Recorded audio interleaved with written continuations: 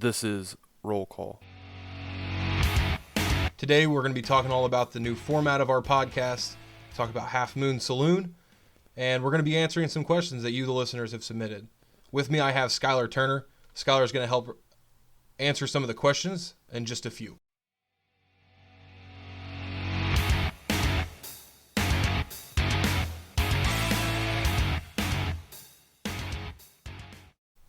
So, Skylar, today I want to talk about the layout of our podcast. I'm really excited about this. I'm excited because it's going to be an open conversation, not only between us, but we're also going to include, the listeners. And I'm just really happy to be a part of this and excited and anxious to see what the future holds. Yeah, absolutely. I think it's going to be a good way to engage with the community, and they're going to be able to see a side of us that they may not usually see. So I think it's going to be awesome. Right. Yeah. The cool thing is, you and I have talked about this a lot. Especially since we've worked together pretty much from day one. Yeah. We always have this, and it's kind of a joke we've made before. You see on Facebook, like the different pictures of cops pulled up, door to door, and they talk. That's a thing that we do. We, especially if you're working 8 hours. An 8-hour shift or a 12-hour shift even, you get bored, you want to talk to somebody. Mm-hmm. So we're in our cars, we pull up door to door, and basically that's what we want this to be. We want this to be our door-to-door conversations. We're just letting the listeners in. We're letting them sit in the car with us. We're just not in our car. Yeah, so another thing that is going to be pretty neat about this is we're going to be doing some featured restaurants and supporting local businesses. Like you mentioned today, we're going to be having the Half Moon Saloon. So we've got some food, and we're going to show you guys that later. It's going to be great. So we're excited to eat it and then give you our reviews of it. But, we're also going to do some reviews of some other local restaurants within the area and the tri-state. And now it's just a good time to be supporting those businesses because, during the COVID, a lot of these set down restaurants are kind of closed. And so they offer the curbside, delivery and all those things. And so it's just a good way to kind of get back to the community and help them during this time. Half Moon Saloon was chosen as the first restaurant to participate in the Mount Vernon Police Department Roll Call, which is a podcast that will involve officers discussing current events and also eating some good food, which they will be getting from us tonight. We would like to let everyone know we back first responders and we appreciate everything that they do for our community.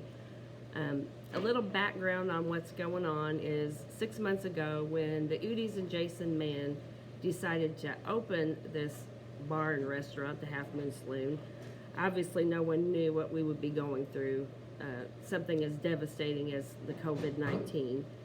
We were lucky to have almost 2 full weeks of being open, being really busy, having community support, and we were even more lucky that after all this took place, we were able to continue serving the meals and the daily specials and having the business and the community support that we have. Current hours are 9 o'clock is when we open and we start taking orders then. We can actually have curbside ready for you at 10:30. We take orders all the way up until 7:30, 7:45 at night. We close about 8 o'clock. You can give us a call, 812-643-0518, or we do have the Toast tab that you can download on your phone. We appreciate all the big orders that we get. That's really helped us stay afloat. Obviously, the end goal when we are able to open is to continue the entertainment and the special events and celebrating the holidays, just like we had planned to do before. To accomplish this, it's going to take a lot of community support, which we feel like we have. And we really appreciate that. All the businesses that have come together, we've all supported each other. We've had to postpone the things that we had planned, but it doesn't mean that they're not going to happen. It might be just in a little bit of a different way, but we will be back and we will be stronger than ever. Thank you for your support.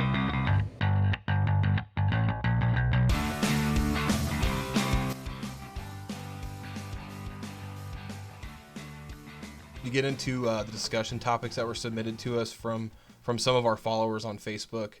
One of the very first question that we had asked of us was a question that You probably have asked yourself, I know you have asked me this question. You and I have talked about it before this ever was even asked of us. So that question is, do you see a Walmart coming to Mount Vernon? And real quick, I just want to add that I'm not an expert in anything, let alone, projected businesses. But me personally, I think, maybe one day we could see a Walmart come to Mount Vernon, if population keeps growing and the needs there, I could see it. What are your thoughts? Yeah, for sure. Absolutely. I think, as the town grows, just within the last 10 years, we've seen a substantial growth in this town, with population, with business. And so as that population grows, I think it's going to be inevitable that one day we may see a Walmart. Now, how far in the near future that will be, that's just something we really can't answer. Right. And if it's not a Walmart, maybe another big box store, who knows what the future will hold. The next question that we had asked was, actually it was asked from one of our prior reserve police officers, and he asked, are we still doing the reserve police officer program? Is that still active? And the answer to the question is absolutely, it's active. We love having reserves around. It's an extra set of hands. It's a backup for us.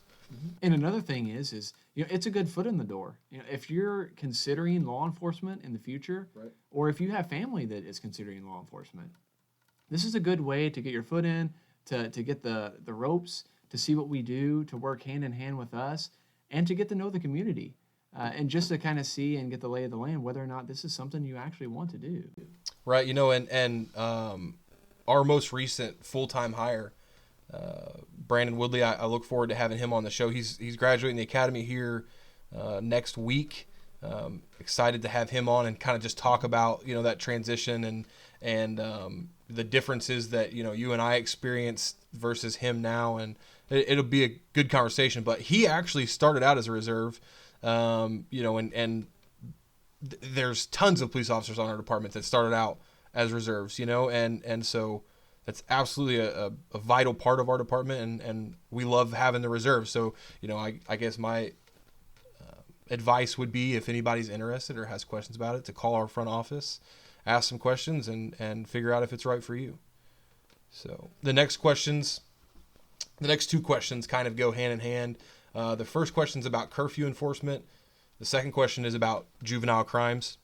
So curfew enforcement, to me, I think that there was two questions being asked there when it was submitted about the curfew enforcement. One about adults. Are we enforcing adults being out past a certain time? And the answer to that question is no. Time by itself is not something that we're enforcing. So just because you're out at 1 o'clock in the morning as an adult, we're not enforced. There's no law there. But as far as juveniles go for curfew enforcement, absolutely. There is a state law on juvenile curfew, and we do enforce that. Obviously, enforcement doesn't always mean an arrest. Enforcement doesn't always mean a citation. Enforcement can simply be just a talk. Hey, you need to go home. That we're still enforcing the law. So, but yeah, I guess to answer the question, yes, there's a curfew law, but no, not for adults. Okay. And the second question we have is about juvenile crimes. And I'm excited that you're here with me today. You being the juvenile liaison, you being the juvenile crimes investigation guy. The question that was asked was, what can be done about the juveniles vandalizing property, breaking into property? And like I said, I'm gonna let you answer that question. Yeah, for sure. So, the best thing that we can do as a community to help prevent these things is, if you see any juveniles that are out, especially out past curfew, and they're doing something that it may seem suspicious, get as much information as you can based on the descriptions of them, who they're with, how many they're with, what direction they're going. And the biggest thing is to report these things, because if you don't report them, then we can't investigate them. Right. And so if you do see anything suspicious, just give dispatch a call. We have a non-emergency number that can be used. Yeah. Not everything has to be an emergency. So you can use that non-emergency number to kind of give dispatch that, and we can just swing by the area. Maybe just simply our presence there will be enough to kind of get them to go on their way. That's true. And all the phone numbers, I talked earlier about our front office phone number, talking about the non-emergency dispatch number. I'll put all those in the description of the video for anybody that doesn't have those numbers readily at hand. I'll make sure we include those. But about the juveniles thing, you're absolutely right. And something that I want to add to that is, it truly, there's the saying, it takes a village to raise a child. I think it truly takes a community effort to foster a good environment, a good positive environment around these juveniles. And I think that's what's going to make a true impact in a juvenile's life. A lot of the responsibility absolutely lies on the parent, and a lot of times whenever there's something going on in the community that involves a juvenile, we have a lot of people who are very quick to get angry at parents. And like I said, I can understand that. A lot of the responsibility does lie with the parents. But there's other people that can play an integral part as well, and so I think that's just really important to me, is that it does take a community to raise these children. Absolutely. So that's all the questions that we have that we're going to get to today, and like I said, I want to thank everyone for submitting these questions, these discussion topics. Next episode, what you can expect, it's going to be similar. It's going to be the same kind of layout. We're going to ask people to submit questions again. Hopefully we get a good response like we did this time with some questions, some discussion topics. I'm also going to ask people to submit their ideas for restaurants. I'm going to kind of put it on them to let us know what restaurant they want to see or hear about, and we'll go from there. Yeah. And another thing I know that we had talked about and mentioned is we're going to try to give everyone a update on the number of calls that we have weekly. Right. So if you're tuning in weekly, you'll kind of get that idea of how many calls we've had that week. So it's just another way to kind of communicate and be open with the city. So it's going to be awesome. Yeah, I'm excited for that.